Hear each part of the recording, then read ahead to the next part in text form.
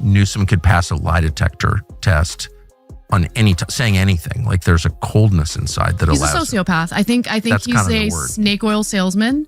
I think he's a liar. And I think that he destroyed the state of California. Full stop. You know, sometimes politics feels like a bad Netflix series that just won't end. Same characters, same plot twists, same predictable nonsense.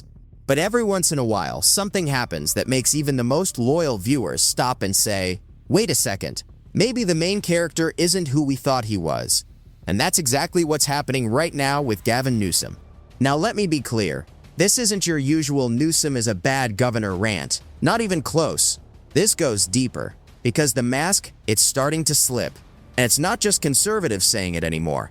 When people on the left, yes, the left, start calling you out, that's when things get interesting. Take Anna Kasparian from the Young Turks. She's built her name defending progressive ideas, but recently, she dropped a line that really turned heads.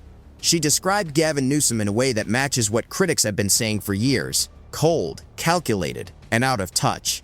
And honestly, when even your usual supporters start sounding like critics, it might be time to rethink that whole future president storyline. He has shafted Californians who have lost everything in wildfires. The fire in Paradise, California was absolutely devastating. An entire community burnt down. But let's rewind for a second. Why does any of this matter? Well, Gavin Newsom has long been presented as the golden boy of the Democratic Party. The guy with the polished image, smooth speeches, and enough charm to sell water to a drowning man. He's the one often mentioned as the backup plan if Joe Biden starts to falter. The one waiting in the wings, ready to step in as the savior. But here's the real question. What happens when people start to see that this so-called savior might actually be part of the problem? Gavin Newsom, he's got some talent, I think, and charming for sure. But like, what is going on? Is he aware of that? I've asked him, and I can't You really find him charming? Well, in a kind of reptilian way. Let's start with the wildfires. If you're from California, you already know how this story goes. Entire towns gone, families losing everything in a matter of hours. And right in the middle of it, Gavin Newsom was out there acting like everything was under control, talking about helicopters, water supplies, fire trucks, painting a picture of a state ready for anything. But when the fires actually hit, reality came fast. Fire trucks breaking down, hydrants running dry, systems failing when they were needed most.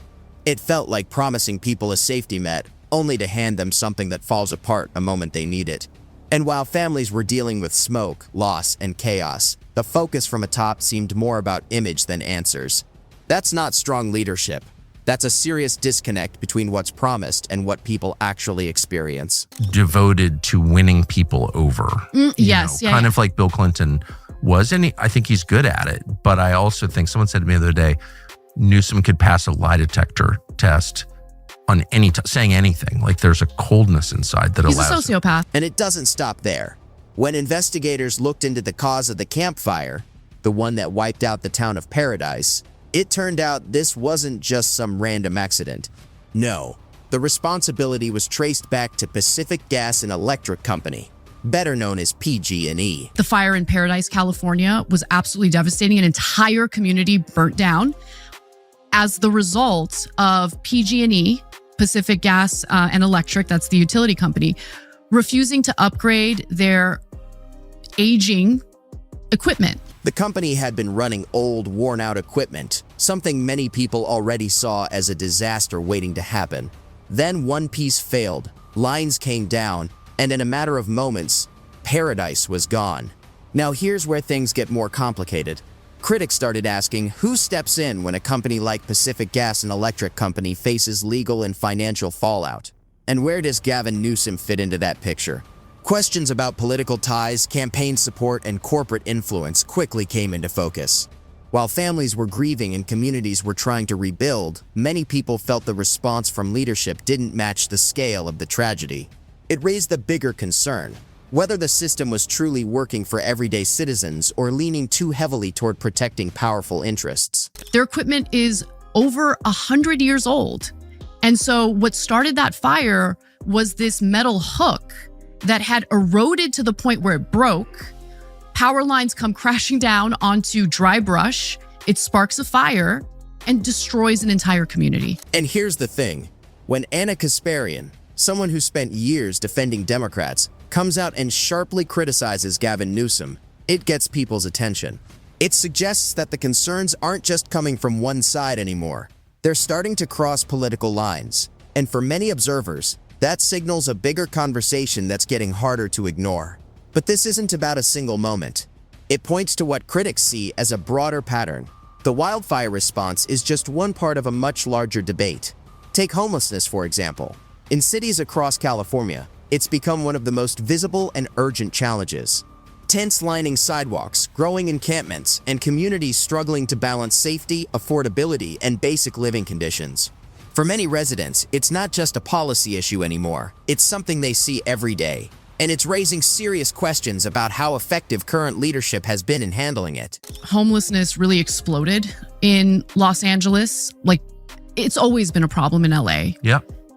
But it now touches every square mile of that county. And this didn't just happen out of nowhere. California has spent billions of dollars on programs meant to reduce homelessness and expand support services. Gavin Newsom often talks about compassion, long-term solutions, and steady progress. But critics point to the results and say the numbers tell a different story. Homelessness has continued to rise, even with increased spending and new initiatives. From that perspective, the concern isn't just that the problem hasn't been solved. It's that the situation has grown more visible and more widespread over time. Drug addiction, not just in LA, all across the country. Has there been any effort to do anything about this? Zero. And it makes me really angry. The Sacklers are still billionaires. Yep, exactly. Let me ask this. What does it really say about a leader's record when major crises keep defining their time in office? From wildfires to homelessness, critics argue that Gavin Newsom faces serious questions about how effective his policies had been in solving long-standing problems in California. Supporters point to his communication style, public image, and political messaging, but opponents say that optics don't replace outcomes, and that real-world results matter more than speeches or campaign appeal. And then there's the broader national debate around immigration and border security. During the Biden administration, figures like Kamala Harris were assigned roles focused on addressing root causes and coordination efforts, which sparked heavy political disagreement across the country. On issues like border enforcement, immigration policy, and crime, there are sharply divided views in the U.S., with ongoing arguments between those calling for stricter enforcement and those pushing for more humanitarian approaches. Unless we are willing to be honest, unless we're willing to tell the people trying to smear us, to silence us, that they can F off, nothing's gonna improve. Everything's gonna keep going down. Everything is gonna continue devolving. In my lifetime, this country has only gotten worse, not better. You know what? Critics would say that doesn't feel like compassion, it feels like a disconnect between intention and outcome. Because in their view, the uncomfortable truth is that figures like Gavin Newsom, Kamala Harris, and Alexandria Ocasio-Cortez often get pulled into the same kind of political style. The argument isn't just about individual policies, it's about priorities. Critics say it becomes more about messaging, public image, and sharp sound bites than measurable results on the ground. They point to speeches, media appearances, and campaign moments that land well with audiences, but argue that the harder problems don't always get the same level of follow-through. And in that framing, the frustration isn't just partisan, it's about a growing gap between political branding and the everyday realities people are dealing with. I want real authenticity. I want real accountability. I want politicians who are willing to see that the policies they advocated for aren't working quite as they intended, and they're willing to recalibrate, admit that maybe they got something wrong. Zooming out for a moment, critics argue this isn't just about one person, it's about broader political messaging within the Democratic Party.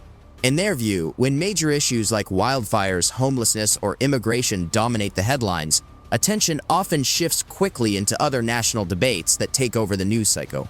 Supporters and opponents both agree that U.S. politics is highly media-driven, where stories can escalate fast and public focus can shift from one issue to another within days or weeks. Critics of the party argue that this creates a pattern where cultural and political debates often dominate the conversation, while long-term structural problems receive less consistent attention. Supporters, on the other hand, would argue these debates reflect real social changes and public concerns that also demand discussion. At the center of it all is a larger question about governance in a highly polarized, media-saturated environment where competing narratives often shape how people interpret the same set of events. The Democratic establishment, the Republican establishment, there's a lot of similarities between the two. They're in alignment. Exactly. On the big issues that matter. War and the economy. War and the economy. Biggest issues. 100%. They love to like distract us with shiny things. Yeah, have a race war. Totally 100%. fine. Meanwhile, critics argue that figures like Gavin Newsom are still positioning themselves for higher office, even as ongoing debates about their records continue. The concern they raise isn't just about ambition, it's about perception. In a highly polarized environment, they say, it's easy for public narratives to be shaped by media cycles, while long-running issues stay unresolved in the background. At the same time, even some voices within traditionally supportive political spaces have begun questioning parts of the messaging and strategy. For critics, that signals growing frustration and a widening gap between political communication and public expectations. In their view, that tension is what keeps the debate alive, competing interpretations of the same record and increasing pressure for outcomes that match the promises. They love to like distract us with shiny things. Yeah, have a race war. Totally 100%. fine. Yeah. All these like social issues. By the way, social issues are important. I'm not minimizing them, but the way that they're framed by the establishment. And here's the bottom line. Critics argue that Gavin Newsom doesn't represent the future of America. They say he represents what's gone wrong in modern politics. In their view, he's not a savior or a transformative leader, but a polished political operator focused more on presentation than performance. They claim the concern isn't just about ambition for higher office, but about whether leadership is being judged more on image than on outcomes. And for some, the fact that even parts of his own political base have started questioning certain decisions only adds to the scrutiny. That raises a bigger question. How many more polished politicians do people need to see before expectations shift from messaging to measurable results? How often do voters have to balance competing narratives before accountability becomes the priority? Supporters would strongly disagree with this framing, pointing to policy efforts and long-term challenges that don't have simple solutions. But critics argue that real leadership is ultimately judged by lived experience on the ground, and that's where the conversation ends up. Between perception and results, promise and reality, narrative and impact.